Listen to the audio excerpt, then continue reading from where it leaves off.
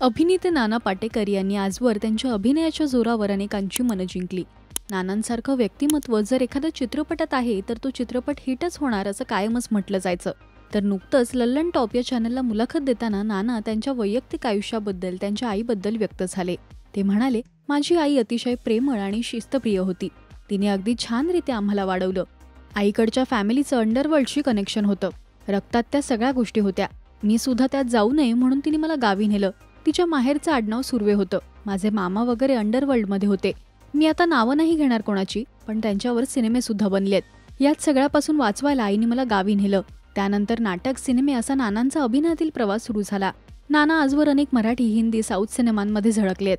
त्यांच्या प्रत्येक भूमिकेला साजेसा असा अभिनय ते आजवर करत आलेत आणि त्यांनी त्यांच्या प्रत्येक भूमिकेला न्याय सुद्धा दिलाय.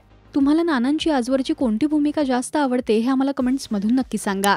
मराठी सिनेविश्वातील बातम्या, अपडेट्स आणि गॉसिपसाठी तुम्ही सबस्क्राईब करा राजश्री मराठी.